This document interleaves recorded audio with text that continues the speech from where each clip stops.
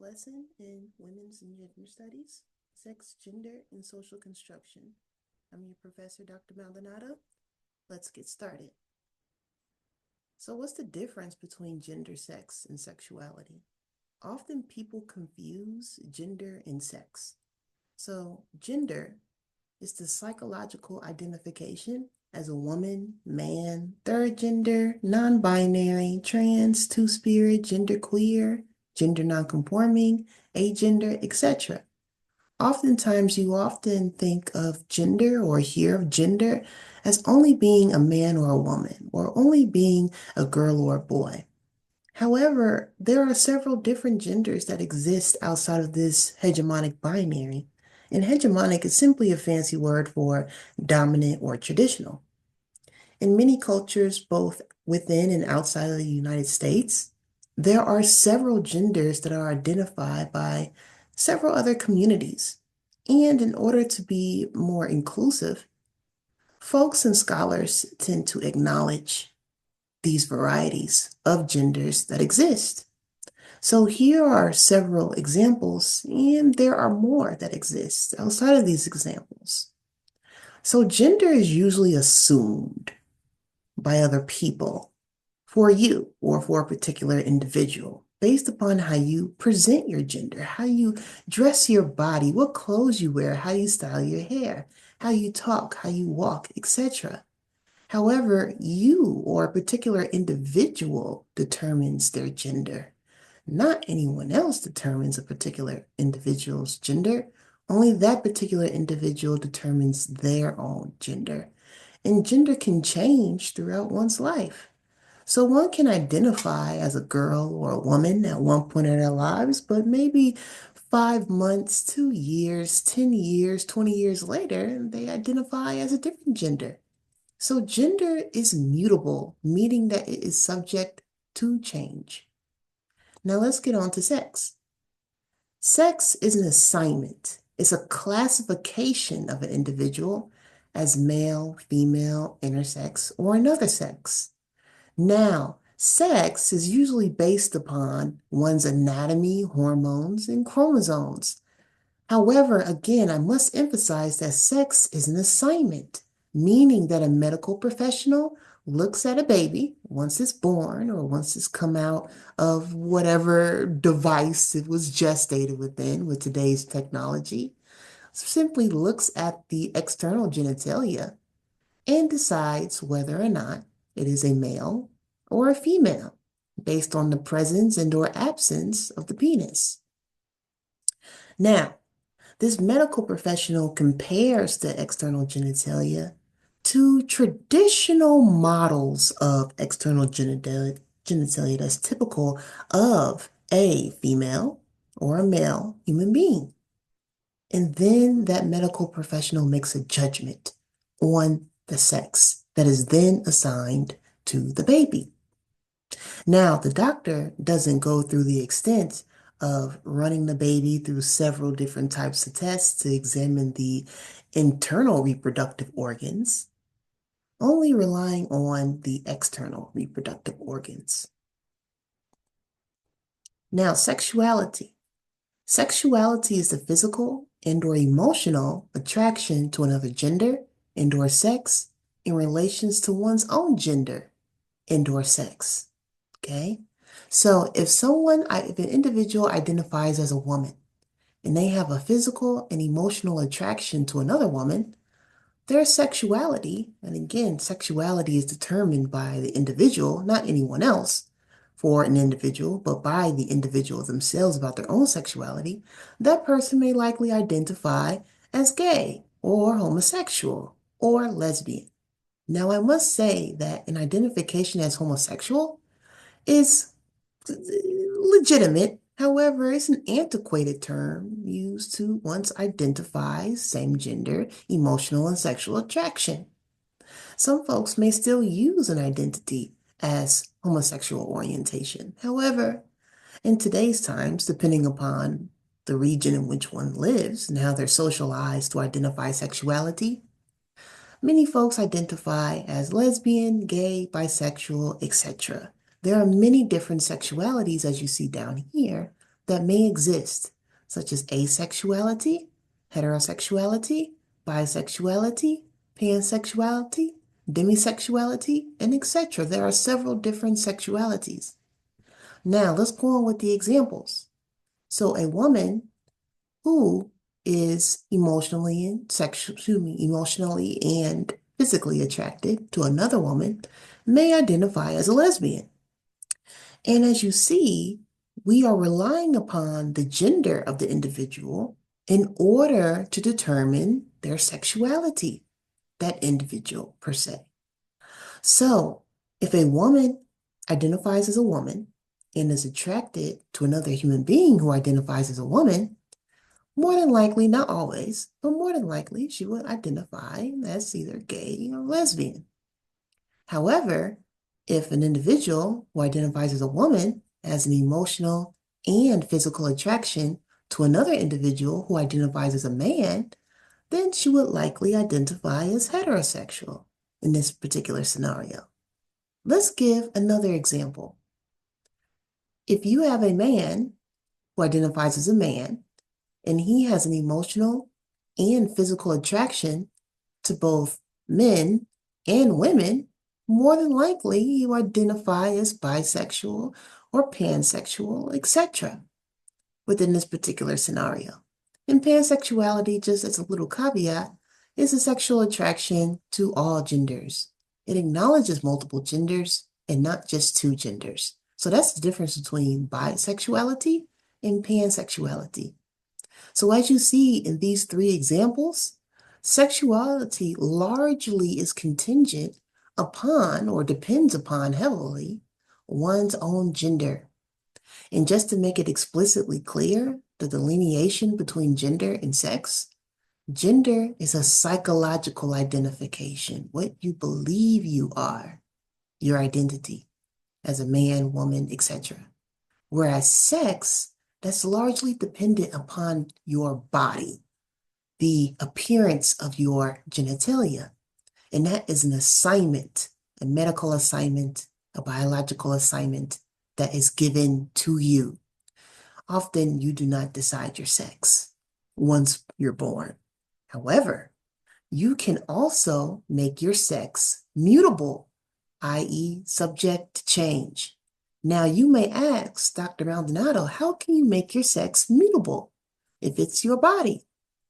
Through cosmetic procedures, surgeries, hormone treatments, etc. You can actually get bottom surgeries, such as making it so your reproductive organs are fashioned in a way to symbolize either a manufactured penis or a manufactured vagina with corresponding labia. So, through surgery, through hormone treatments, you can also change your sex. So your sex is not permanent throughout your life.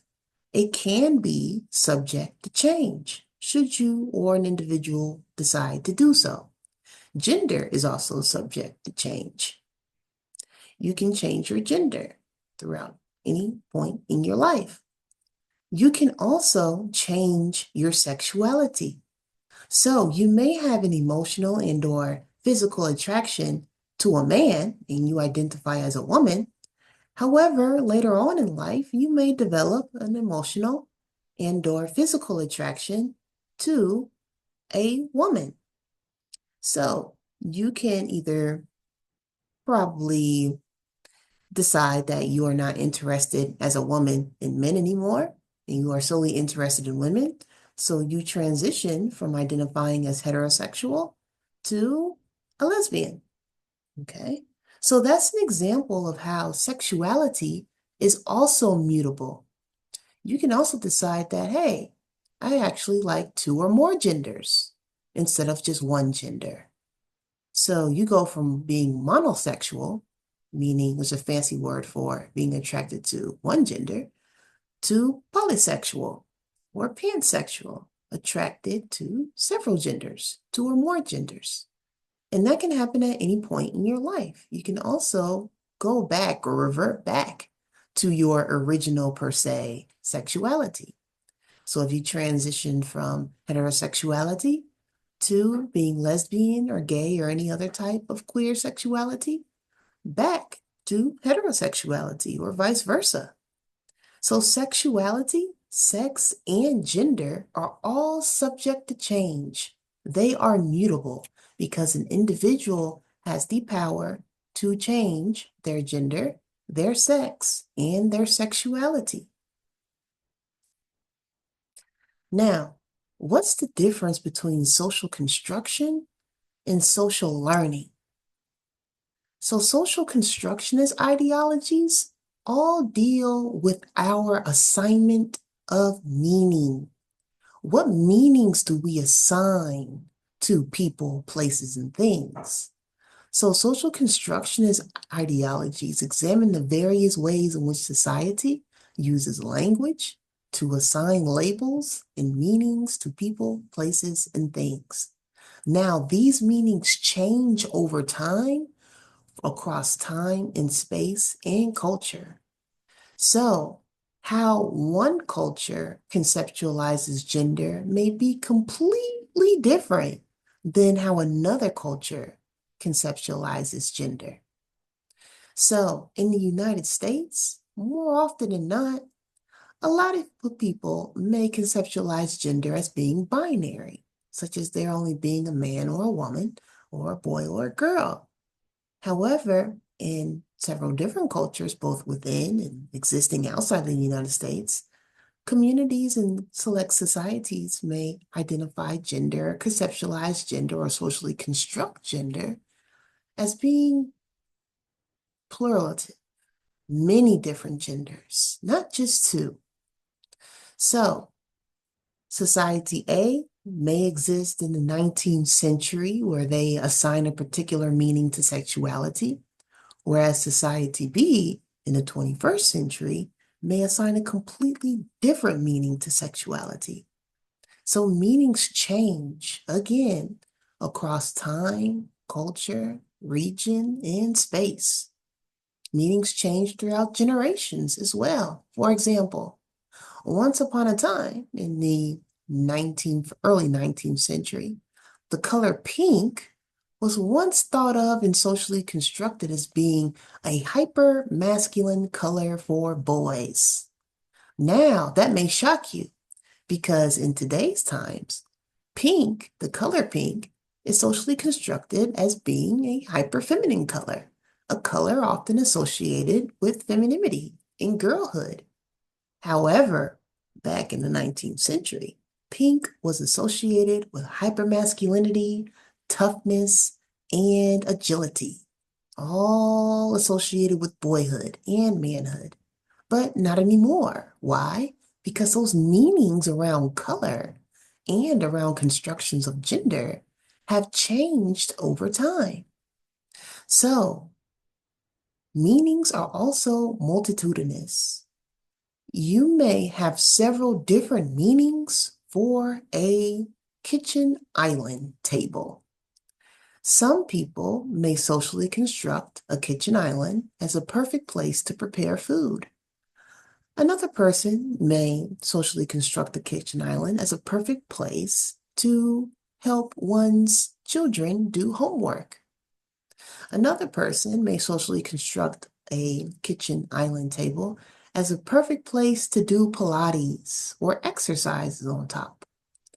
Another person may socially construct a kitchen island table to paint artwork. So you see, you have the same material matter, such as a kitchen island table. However, people construe the the usage of the kitchen island table in different ways. So we're not only talking about meanings associated with these abstract ideas, such as gender, sex, and sexuality, but we're also talking about tangible objects that people assign meanings to in various ways, different meanings to in various ways. Now, what is social learning? Social learning is all about monkey see, monkey do. Essentially, what people see other people do, especially people who they admire, they will often mimic and mime those same actions that they see other people do. So, Bandura, who was a psychologist, came up with modeling theory, which articulates that people learn how to behave by observing, modeling, and imitating others' actions. Now, I want us to watch a 3-minute video and think about how this can relate to gender. So let's check it out. What do you think? Can we only learn through direct experience or also from studying others? Psychologist Albert Bandura came up with an interesting experiment to answer that exact question and form a theory.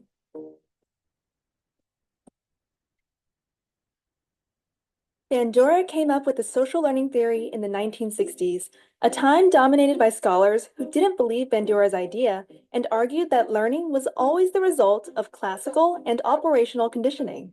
To prove that children can learn by mere observation, Bandura came up with the Bobo doll experiments, a set of controversial studies which involved preschool children, adult models, and a stand-up punch doll.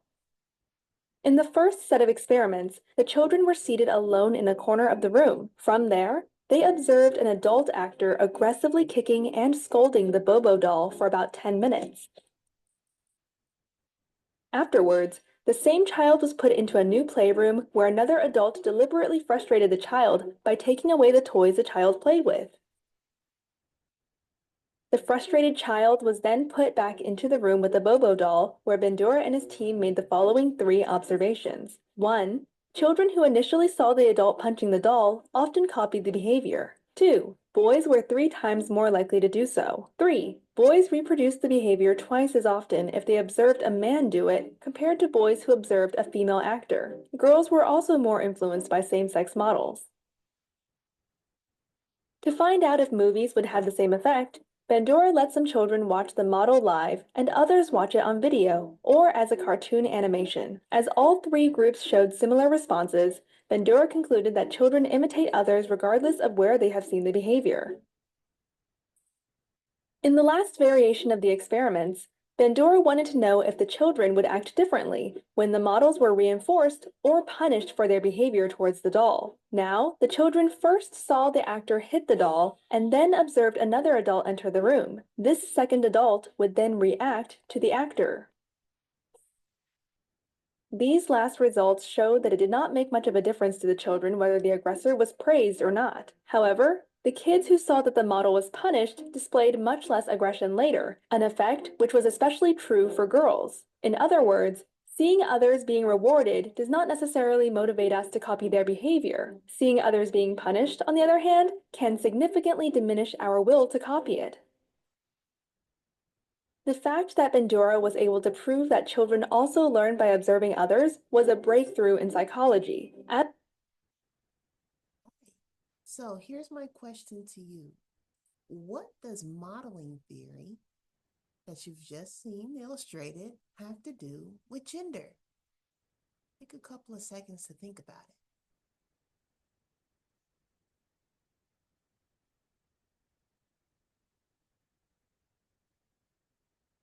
Okay.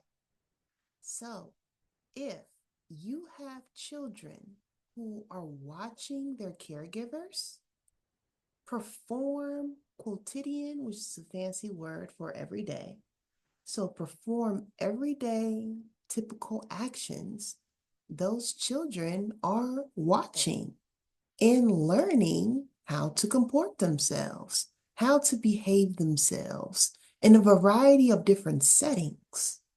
So if you have little girls who are socialized or trained to model older women or older girls, they're going to look at what older girls and what women are doing on a daily basis.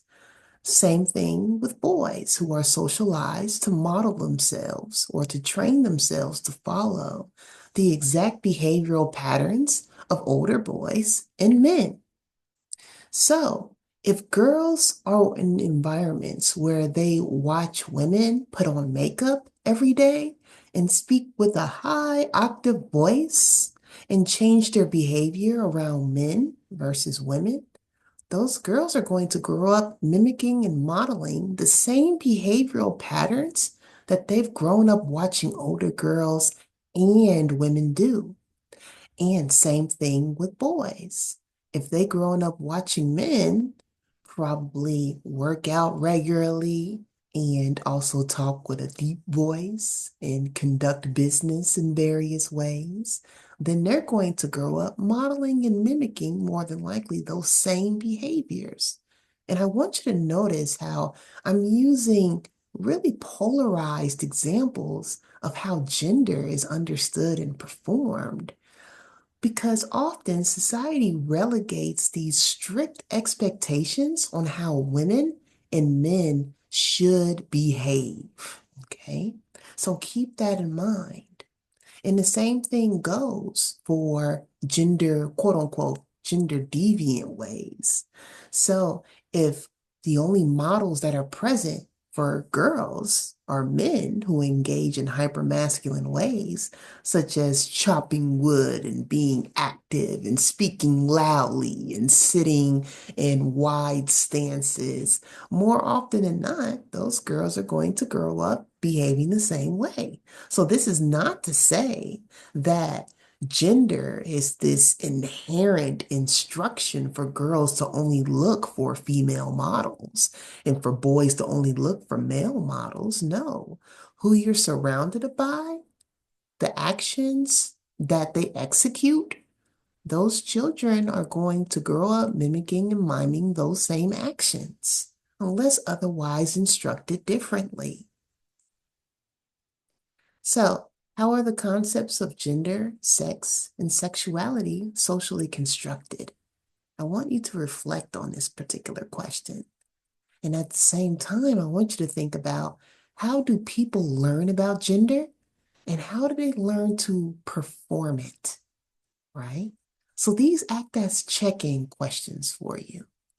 So, the concepts of gender, sex, and sexuality are socially constructed, and that people assign meanings to these three constructs in various different ways. Some people think of gender as something that's synonymous with sex, that they're one and the same. However, they're not. Why? Because remember, gender is a psychological identification as a man, woman, boy, girl, non-binary, trans, genderqueer, gender fluid, etc. Whereas sex is this assignment that a medical professional gives to you at birth, right? That has to deal, solely with the appearance of your external genitalia. Two completely different things. Whereas sexuality is something that people often think that is static as well. However, that is fluid, and that meaning is also socially constructed and multitudinous and temporal. So, how do people learn about gender and how to perform it? By watching others monkey see, monkey do, and being instructed on how to perform their gender in various ways. Such as, for example, if you are a lady, you sit in your chair with your legs tightly closed as to not expose your undergarments. Because to willingly expose your undergarments, society looks down on that because to expose one's undergarments communicates that you are acting in kind as if a man would when it comes to sexuality. Because in Western society, men are socialized to embrace hypersexuality and to pursue sexual encounters, whereas women are socialized against promoting hypersexuality and participating in it and also pursuing it. So, by sitting with one's legs closed, that communicates that a woman is chaste and sexually reserved and not sexually explicit or inviting. So you have a simple instruction such as sitting properly, quote unquote, with one leg's closed, and that is connected symbolically to sexuality in the exercising or potential exercising thereof. So here we have the genderbread person. Now, this merely illustrates visually the differences between gender, sex, and sexuality. So here, the brain, you have identity. Okay, that's all having to do with your psychological identification as a man, boy, two-spirit, girl, woman, non-binary, trans, etc. Your identity has to deal with gender. Your attraction, how you feel for another person, that has to deal with your sexuality, your emotional attraction to another person, and also your physical attraction to another person. That deals with sexuality. And sex, again, this heavy reliance on one's external reproductive genitalia, that has to do with one's sex assignment. Okay, so that's located here.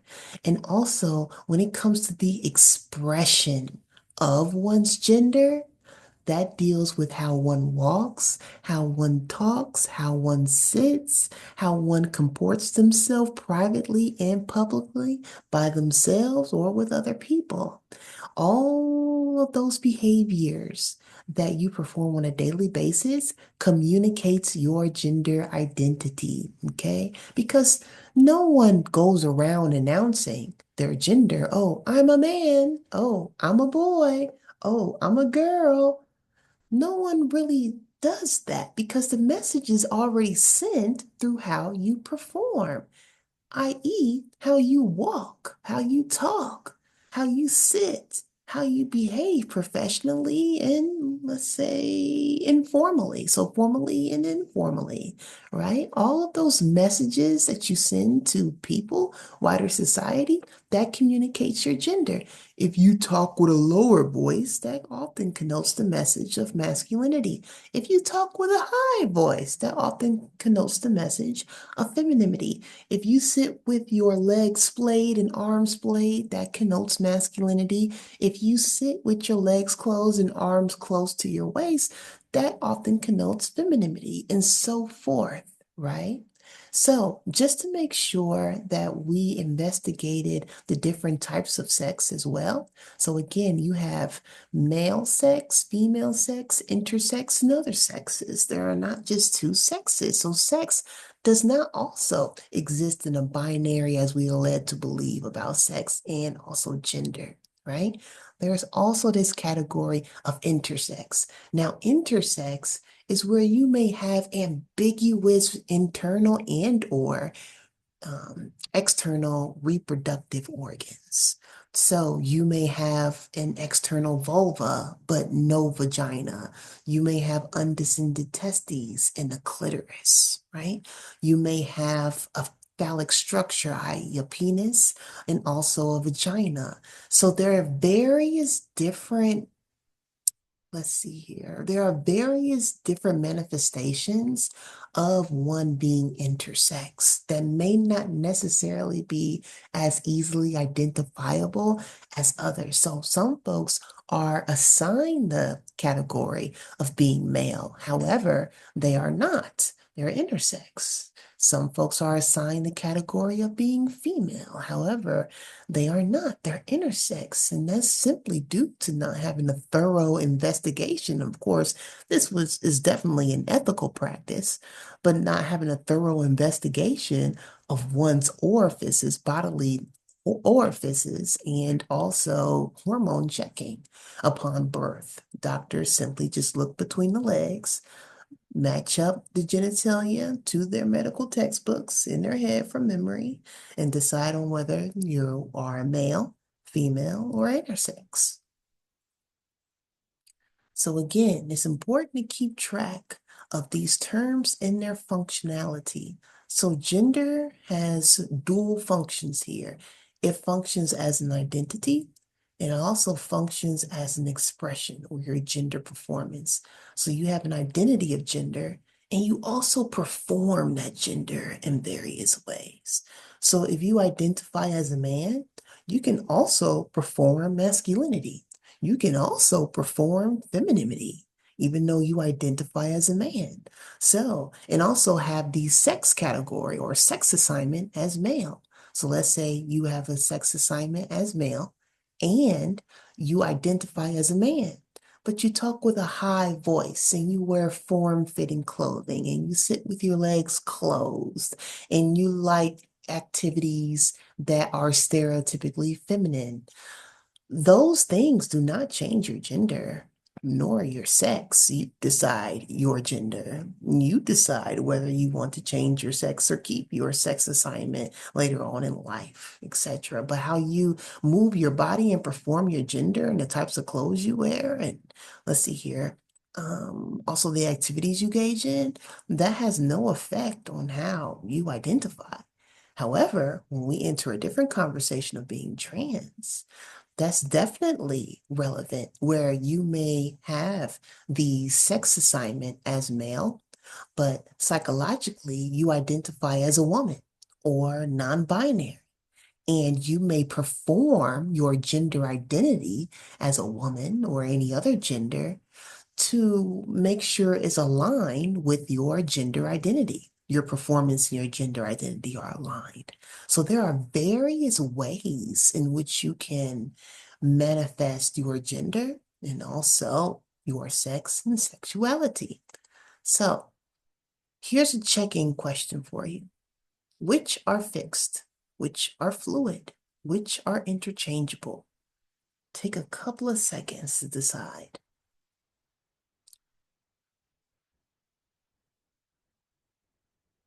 So when we ask about which categories are fixed, meaning they're not able to change, which would that apply to? When we ask which categories are fluid, meaning that they are able to change, that they are mutable, which categories would they apply to? Also, which are interchangeable, meaning that one could be said instead of the other, since they are essentially the same.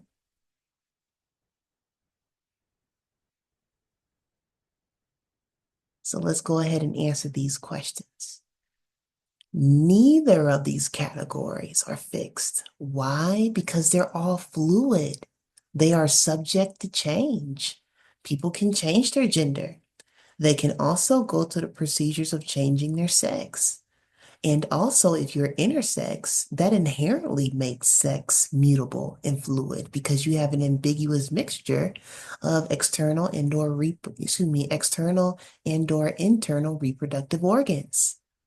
So, sexuality is also fluid, meaning that it's subject to change. One person can identify as heterosexual, but later on in life they identify as pansexual or demisexual, right?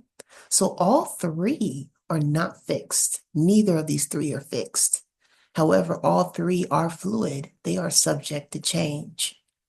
So, since gender is a psychological identification as a man, woman, two-spirit, non-binary, etc., okay, that is not synonymous, not the same as sex. Remember, sex is an assignment based on the appearance of your external reproductive organs that is given, this assignment is given at birth, okay? So, sexuality is all about your emotional and physical attraction to another person, okay? And it's often contingent upon your gender and the gender identity of the love object, the other person, okay? So none of these terms are interchangeable, okay? Gender has to do with your mind, how you psychologically identify. Sex has to deal with the body, okay? What your internal/external reproductive organs and functionalities are. And then sexuality is contingent upon both gender and sex, but more than often not gender, not solely, but more often than not gender when trying to self-label yourself. And remember that sexuality can only be an identity of a particular individual of your own. It's called identity for a reason, not we identity, not they identity. No one can identify you as a particular gender or sexuality or sex. Only you can decide those things. So here's a little exercise for you. How is gender, also gender expression, sex and sexuality demonstrated between these two individuals. On the left, you have Prince, who is a musician who is no longer here with us. And on the right, we have The Rock, who was a former WWE wrestler and now he's a movie star. So, between these two individuals, how is gender expression, sex, and sexuality demonstrated between them? So, let's start out with sex. Okay. So, both of these individuals were assigned male at birth because they both have penises, what the medical professional saw. And both of these male assigned individuals identified as men. However, the expression of that gender identity as men is shown differently, is illustrated differently. How so? So for Prince, he's known for being more androgynous, okay, meaning that he embraces both characteristics of hegemonic femininity and hegemonic masculinity. So we see here we have a form-fitting trench coat and also some bikini briefs, something that hegemonically masculine men are socialized against wearing, right? Oftentimes, hegemonically masculine men wear boxers or more looser fitting underwear, not necessarily bikini briefs that has on the backside a thong part that goes into the crevice of the buttocks. Not many men, many hegemonically masculine men would embrace this type of underwear. Okay. And also he's showing a lot of flesh here, and he has cropped eyebrows, he has makeup on, and let's see here, he has a flat ironed hair. Yes, so you see these elements of both masculinity and femininity. We still see body hair, right? Men are socialized to embrace their body hair. We still see facial hair as well, right? So, and also the picture is in black and white, kind of rugged, right? So we still see, and also this handkerchief right here that symbolizes this bad boy aesthetic. So here with Prince, we see a mixture of stereotypically feminine components and stereotypically masculine components. Whereas with The Rock, we see his shirt off. According to Western society, it's fine for men to have their shirt off, but we also see a hypermuscular body. There's a lot of musculature here in this photo. And he has the tattoo here, and he's giving you a menacing or threatening look, like I am a wrestler, I can defend myself, do not come near, etc. Right? So we have two men identified individuals here who were assigned male at birth, okay? And they both identify as heterosexual men, okay? So when it comes to sex, so you can see sex here as merely their bodies existing. Sex can also be performed by simply existing. Of course, we don't see their genitalia here, but just by the mere presence of these men, their bodies existing, sex also performs by simply existing. Okay? All right, very, very good. So here's just a reenactment of the genderbread person, just to get you to understand how gender is also an identity as well as an expression, okay? As well as with sex and sexuality as well. So here's an explanation. Prince and The Rock were both assigned male at birth. Both identify as heterosexual men. However, their gender presentations and expressions varied. So gender, sex, and sexuality are mutually exclusive and can operate independently of one another. This is to emphasize that these terms are not interchangeable.